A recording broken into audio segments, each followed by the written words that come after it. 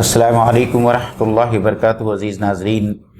محفل تذکیر میں ایک بار پھر آپ سب لوگوں کا استقبال ہے۔ آج کی نشست میں مقصود ہے سورہ البروج کے آخری آیات جتنی باقی ہیں انشاءاللہ تعالی اس کی تفسیر آپ لوگوں کے سامنے بیان کرنا مقصود ہے۔ اور آج میرے ساتھ اس نشست میں جمع ہیں، جڑے ہوئے ہیں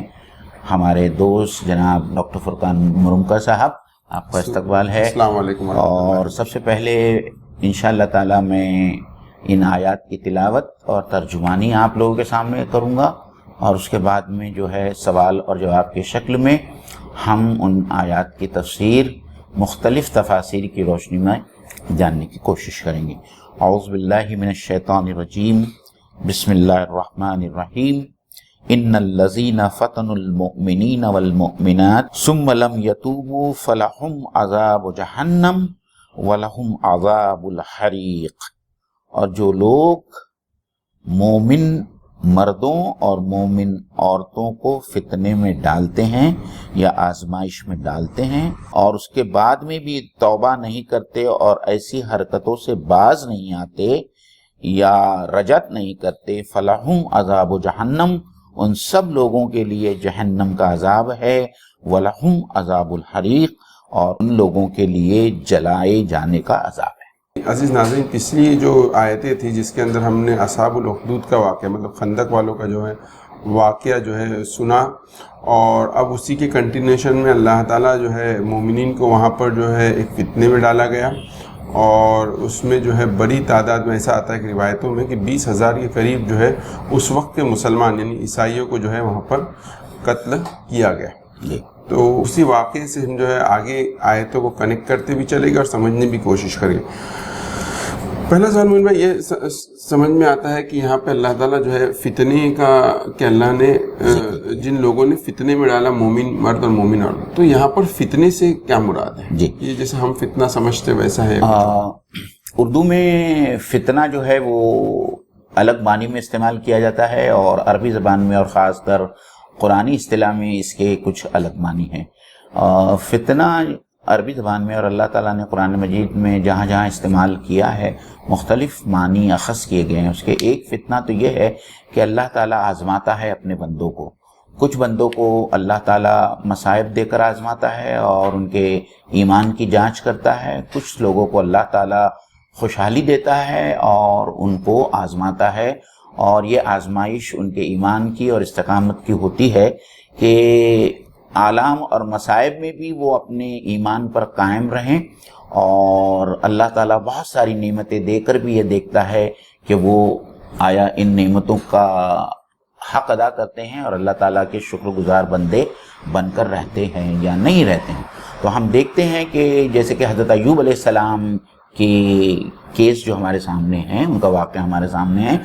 اللہ تعالیٰ نے حضرت ایوب علیہ السلام کو ایک بیماری سے آزمایا، اور وہ بیماری میں 18 سال مبتلا رہے، لیکن وہ استقامت پر قائم رہے۔ اور یہاں پر فتنے میں ایک چیز وہ جو ریلیجیس پرسیکیوشن کی بھی آتی ہے، جو یہاں پر جو موضوع بنا ہوا ہے، تو کس طریقے سے اہل ایمان کو جو ہے مسلسل، مطلب اگر اہل ایمان کی تاریخ کو دیکھا جائے تو یہ بات بالکل واضح ہوتی ہے کہ ایمان والے ہمیشہ سے آزمائے جا۔ جی، تو اس میں بھی میں نے جو دو تفاسیر میں نے دیکھی تھی اس میں یہ ہے کہ مفسرین نے دراصل میں 3 واقعات کا بیان کیا ہے۔ یہ جو اور خاص جو فوکسڈ واقعہ ہے جو نجران میں یمن جو عرب علاقے سے اور حجاز سے بہت قریب تھا، اور آپ صلی اللہ علیہ وسلم کی پیدائش سے 70 سال پہلے یہ واقعہ پیش آیا تھا، جب ذو نواس وہاں کا بادشاہ تھا یمن کا۔ تو یہ کہنا زیادہ مناسب ہوگا کہ ہر دور میں، ہر وقت میں دنیا کی بہت ساری جگہوں پر اسلام لانے یا ایمان لانے کی پاداش میں ایمان والوں کو ستایا گیا ہے، ریلیجیس پرسیکیوشن ان کا ہوا ہے۔ اس میں سے ایک واقعہ تو یہ اصحاب الاخدود کا جو یمن میں ہے، اور مفسرین نے یہ بھی لکھا ہے کہ شام میں اور فارس میں یعنی ایران میں بھی اس قسم کے واقعات پیش آئے، لیکن یہ جو سورہ ہے اس میں جو ہے خاص طور پر یہ اس دور میں نازل ہوئی ہے فرقان بھائی جب آپ صلی اللہ علیہ وسلم اور آپ کے ساتھیوں کو ستانے اور اذیت رسانی جو ہے وہ ایک بہت حد تک بڑھ گئی تھی. تو یہاں آپ صلی اللہ علیہ وسلم اور اصحاب کو بھی جو ہے اطمینان دلانا تھا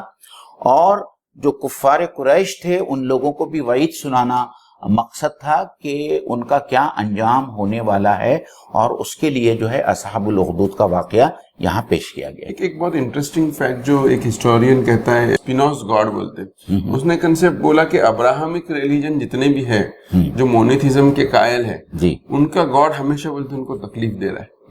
اور their God is against them also. تو جب انسان اس فلسفے اور فتنے کو نہیں سمجھتا ہے تو اس طرح کے وہ جو ہے تصورات کو جنم دیتا ہے کہ ان کا خدا ایسا ہے جو خود ان کو تکلیف دے رہا ہے. لیکن یہاں پہ جو فتنے کی جیسے آپ نے معنی بتایا کہ اللہ تعالیٰ جو ہے مومنین کو پیوریفائی کرنے کا جو پروسیس ہے اور یہ جو پروسیس پینفل ہی ہے تو اس کو جو ہے فتنہ اور فتنے سے یہاں پہ ایک چیز یہ بھی کہ مومنین والمومنات کہا ہے. نارملی ہم لوگ آیت پڑھتے یا ایھا الذین آمنوا کہہ کے بھی خطاب کیا, تو یہاں پر مومنین و مومنات کیوں اللہ تعالیٰ یہاں جب اللہ تعالیٰ خود جو ہے ان کو ایمان والا اور ایمان والیاں کہہ رہا ہے, مطلب یہ بطور ناؤن استعمال ہوا ہے, اس میں صفت استعمال ہوا ہے, مطلب اللہ تعالیٰ ان کے ایمان کی جو ہے تائید کر رہا ہے کہ یہ سرٹیفائی کر رہا ہے کہ یہ واقعی میں ایمان والے تھے. اور جب یا ایھا الذین آمنوا سے خطاب کرتا ہے تو اس میں وہ تمام لوگ ہیں جو صرف ایمان کا دعویٰ کرتے ہیں, اور اس میں ہو سکتا ہے کہ منافقین بھی ہو اور اس میں ہو سکتا ہے کہ ہم جیسے جو ہے گنہگار ایمان والے بھی ہو. تو وہ تمام لوگ جو ہے ان لوگوں کو اللہ تعالیٰ یا ایھا الذین آمنوا سے خطاب کرتا ہے کہ اے ایمان کا دعویٰ کرنے والو. لیکن یہاں اللہ تعالیٰ جن لوگوں کو جلایا گیا, اذیت دی گئی, اللہ تعالیٰ خاص طور پر ان کو سرٹیفائی کر رہا ہے کہ وہ ایمان والے تھے اور اسی لیے اس مصیبت کو انہوں نے جھیلا اور وہ اپنے ایمان سے کفر کی طرف یا ارتداد کی طرف نہیں آئے. دوسری جگہ فرقان بھائی میں نے یہ بھی پڑھا ہے کہ فتنے کا لفظ جو ہے اور اصطلاح جو ہے اس لیے بھی استعمال کی جاتی ہے کہ ایسی اذیت رسانی ایمان والوں کو دی جائے کہ وہ اس اذیت رسانی کی وجہ سے ایمان کی روش چھوڑ کر دوبارہ کفر کی روش اختیار کرے اور ارتداد کرے, اور یہی کچھ کوششیں اس وقت ہمارے ملک میں بھی چل رہی ہیں. جی بالکل. اس کے بعد آگے جو اللہ تعالیٰ فرماتا ہے کہ اگر یہ لوگ توبہ نہ کریں تو ان کے لیے عذاب ہے. جہاں پہ ابھی ہم ایک طرف تو یہ سمجھ رہے ہیں کہ یہ جو آزمائش ہے یہ من جانب اللہ ہے, اللہ آزماتا ہے اپنے بندوں کو, اور پھر اللہ تعالیٰ جو ہے یہ بھی فرما رہا ہے کہ جو لوگ یہ کریں گے ان کو جو ہے اللہ تعالیٰ عذاب جہنم یا عذاب حریق جو ہے دے گا. جی, اس میں میرے خیال سے حسن بصری رحمۃ اللہ علیہ کا ایک بڑا پیارا قول ملتا ہے کہ اتنا زبردست گناہ کرنے کے بعد میں, یہ ہم لوگوں کے لیے بھی ایک قسم کی خوشخبری ہے کہ اتنا زبردست گناہ کرنے کے بعد میں بھی یہ اللہ تعالیٰ کی رحمت اور اس کے جود و سخا ہے کہ وہ ایسے مجرمین کو بھی وہ ایک موقع دیتا ہے کہ ایسے مجرم بھی جو ہے, ایسے گنہگار بھی اگر وہ توبہ کر لے, اس کام سے تائب ہو جائے, بچ جائے, باز آئیں, اللہ تعالیٰ کے سامنے ندامت سے استغفار کرے, تو اللہ تعالیٰ ایسے لوگوں کو بھی معاف کرنے کے لیے تیار ہے. تو یہ دراصل میں کہا جا رہا ہے آپ صلی اللہ علیہ وسلم اور اصحاب رسول کو اذیت دینے والوں کو مخاطب ہو کر کہا جا رہا ہے کہ ان کے پاس میں تو وقت نہیں تھا, انہوں نے توبہ نہیں کی اور اس لیے جو ہے وہ جہنم کے عذاب کے شکار ہو گئے یا ہونے والے ہیں. لیکن تمہارے پاس میں اس وقت موقع ہے کہ تم جس طریقے سے ہمارے نبی کو ستا رہے ہو اور ان کے اصحاب کو ستا رہے ہو, تمہیں چاہیے کہ اس کام سے باز آ جائیں, توبہ کریں, استغفار کریں, ایمان لائیں, تاکہ تمہارا بھی انجام وہ نہ ہو جو اصحاب الاخدود کو جن لوگوں نے مارا تھا اور قتل کیا تھا ان کا ہوا. جی بالکل. ایک اور بات جو فرقان بھائی یہاں سمجھنے کی ہے کہ اللہ تعالیٰ نے صرف یہاں جہنم کا عذاب نہیں کہا, حالانکہ جہنم کا عذاب بھی کہتا تو وہ کافی تھا کہ بھائی ان کو جہنم کا عذاب ہونے والا ہے, لیکن اس عذاب میں مزید اضافہ اس شکل میں ہوگا کہ جہنم میں اللہ تعالیٰ ان کو جس آگ سے جلانے والا ہے مفسرین کہتے ہیں کہ وہ آگ کی ایک بہت ہی خاص قسم ہوگی جس کی تپش کا انسان تصور بھی نہیں کر سکتا. چونکہ انہوں نے ایمان والوں کو جلا کر زندہ جلایا تھا، اسی لیے اسی کی مناسبت سے اللہ تعالیٰ جہنم میں ان کی سزا میں بھی جو ہے اضافہ کرنے والا. جی. اور اس کے بعد کی آیت کے اندر ہم جیسا کہ دیکھتے کہ اللہ تعالیٰ نے جو ہے پھر جو ہے مومنین کے لیے بشارت دی ہے کہ جو لوگ نیک عمل کرے، عمل صالح کرے اور ایمان لائے، ان کے لیے جنت ہے جس کے نیچے نہریں بہتی ہیں. اور یہ بہت بڑا جو ہے اللہ کا کرم ہے، فوز الکبیر ہے. اس کے بعد کی آیت میں اللہ تعالیٰ فرماتا ہے کہ پھر تمہارے رب کی پکڑ جو ہے بڑی شدید ہے. جی. تو پھر وہ ان لوگوں کے ساتھ کیا معاملہ ہوا جی جن لوگوں نے جو ہے اصحاب الاخدود کو جو ہے قتل کیا، جس کے بارے میں اللہ نے آگے اسٹارٹ میں فرمایا قتل اصحاب الاخدود، آگ میں جھونکنے والے لوگ جو ہے قتل کر دیے، ہلاک ہوئے. وہ بالکل صحیح بات ہے. یہاں اس آیت پر آنے سے پہلے الفوز الکبیر کے لیے جو ہے میں ایک اور قرآنی ریفرنس دینا چاہوں گا کہ یہ سب سے بڑی کامیابی ہے. اللہ تعالیٰ سورہ آل عمران میں بھی فرماتا ہے کہ من زحزح عن النار وادخل الجنۃ فقد فاز، کہ جو جہنم سے بچا لیا گیا اور جنت میں داخل کر دیا گیا وہ کامیاب ہوا. تو سب سے بڑی کامیابی ایک انسان کے لیے یہی ہے کہ وہ جہنم سے بچا لیا جائے اور اللہ تعالیٰ اپنے فضل و کرم سے اس کو جنت میں ڈال دے. یہ سب سے بڑی کامیابی ہے. ان بطش ربک لشدید میں جو ہے سب سے پہلے تو ان تمام اس قسم کے تمام مجرموں کو اللہ تعالیٰ بہت ہی واضح اور واشگاف انداز میں کہہ رہا ہے کہ اس کی پکڑ، اس کی گرپ جو ہے وہ بہت سخت ہے. مطلب یہ نہ سمجھو کہ تمہارے اوپر کوئی ہاتھ نہیں ڈالے گا، کیونکہ اس وقت تم اقتدار میں ہو، طاقت میں ہو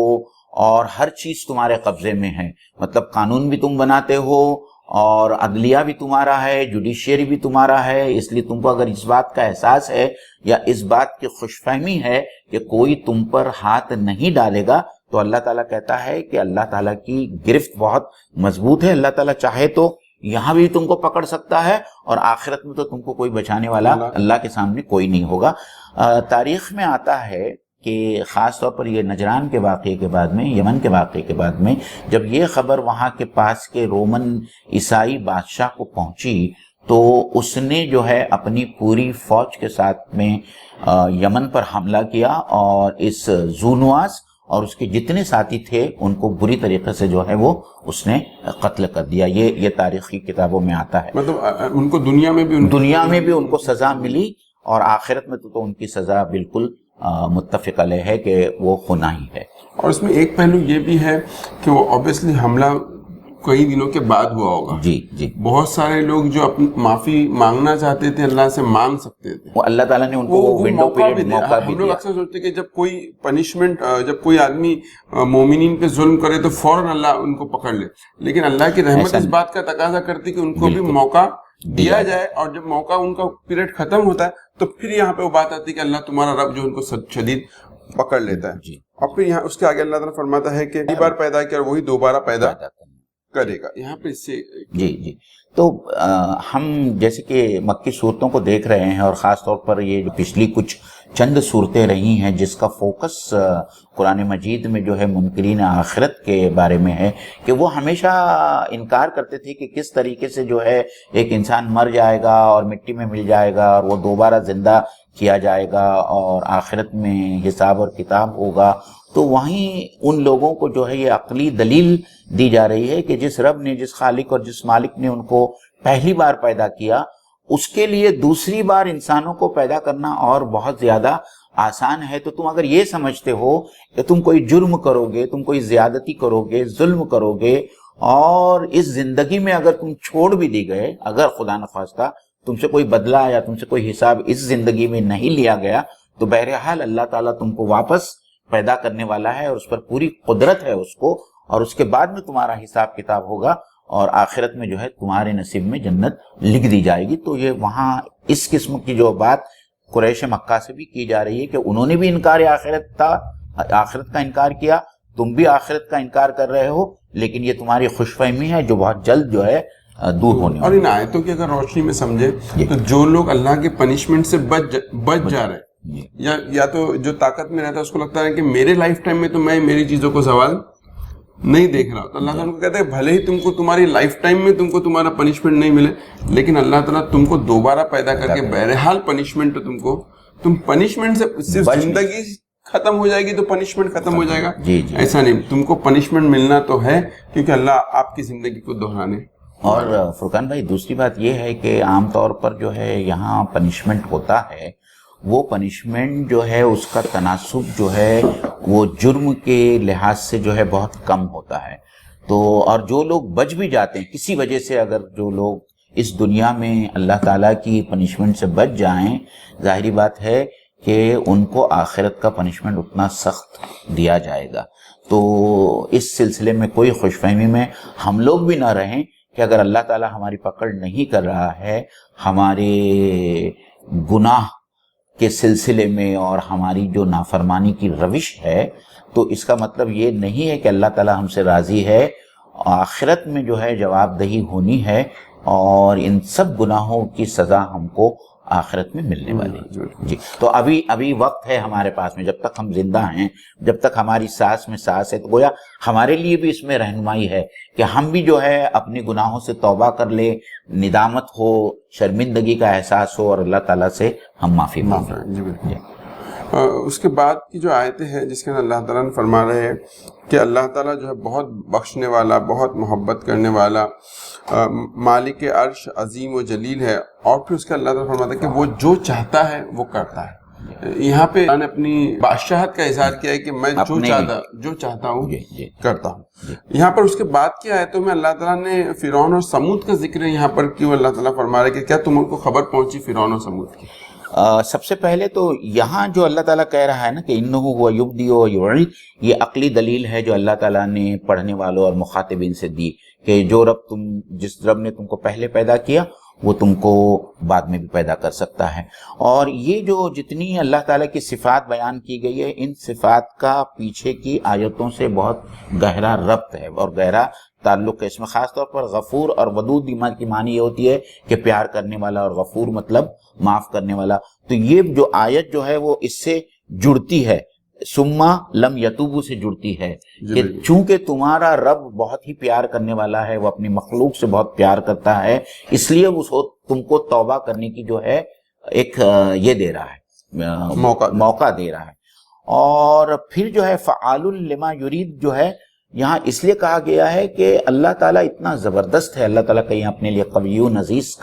کی صفات استعمال کرتا ہے کہ اللہ تعالیٰ اتنا زبردست ہے، وہ جو چاہتا ہے وہ کر سکتا ہے اور کوئی اس کو روک نہیں سکتا. تو اگر وہ تم کو یہاں پہ بھی سزا دینا چاہتا ہے تو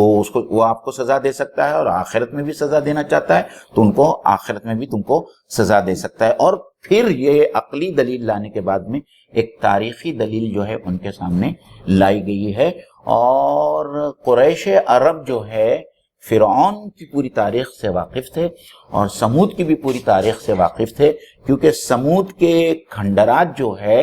ان کو راستے میں پڑتے تھے جب وہ شام کی طرف سفر کرتے تھے. تو اللہ تعالیٰ ان دونوں قوموں کی مثال ان لوگوں کے سامنے پیش کرتے ہیں. سمود کے بارے میں تاریخ میں آتا ہے اور تفسیر میں بھی آتا ہے کہ انتہائی طاقتور قوم تھی یہ قوم سمود، اور ان کی زبردست جو ہے فوج تھی. اور یہی حال فرعون کا تھا. وہ تو خود اپنے آپ کو خدا سمجھتا تھا اور وہ تو کہتا تھا انا ربکم الاعلی، کہ میں تمہارا سب سے بڑا رب ہوں، اور اس کی فوج بھی تھی ساتھ میں. لیکن اللہ تعالیٰ نے جو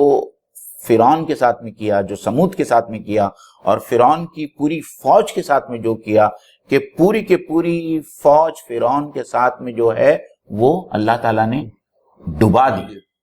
اور نہ صرف ڈبا دی، قرآن مجید میں ایک جگہ پہ یہ بھی آتا ہے کہ روزانہ صبح اور شام آگ پر حاضر کیے جاتے ہیں. مطلب یہ کہ ان کو اب اس وقت بھی برزخی عذاب سے وہ دوچار ہیں، اور قیامت کے بعد میں اور حشر کے بعد میں تو ان کے لیے عذاب لکھا گیا ہے. ایک خالی پوائنٹ ایڈ کرنا چاہوں کہ یہ جو یہاں پہ ایک آیت ہے فعال لما یرید،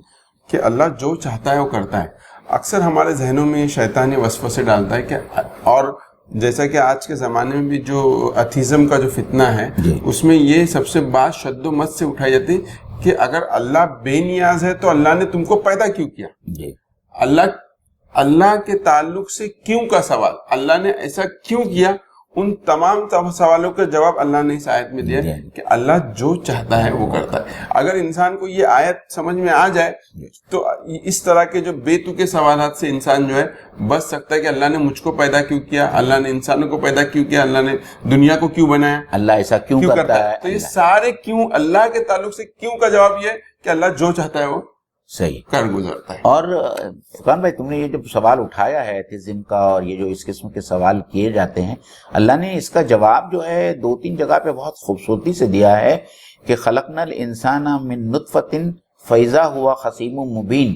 اللہ تعالیٰ انسان کو اس کی حیثیت کی یاد دلاتا ہے کہ ہم نے اس انسان کو ایک حقیر نطفے سے پیدا کیا ہے, مطلب اس کی کوئی حیثیت نہیں ہے, اس کے بے وقتی کا احساس اللہ تعالیٰ دلانا چاہتا ہے. وہ خصیم مبین, اور اب یہ مجھ سے جھگڑا کرتا ہے, مجھ سے تکرار کرتا ہے, میری عقل اور دانش مندی کو چیلنج کرتا ہے. جی بالکل. تو یہ قرآن میں 2 یا 3 جگہ پہ آیا ہے. جی اس کے بعد جو آخر میں جو اللہ تعالیٰ فرماتا ہے جو لوگ کفر کرتے ہیں اور جو تکذیب میں لگے ہوئے, جھٹلانے میں لگے, کس کو جھٹلانے میں لگے, وہ قرآن کو جھٹلانے میں لگے, مطلب کفار مکہ کی طرف جو ہے اس کا اشارہ ہے. تو اللہ فرماتا ہے کہ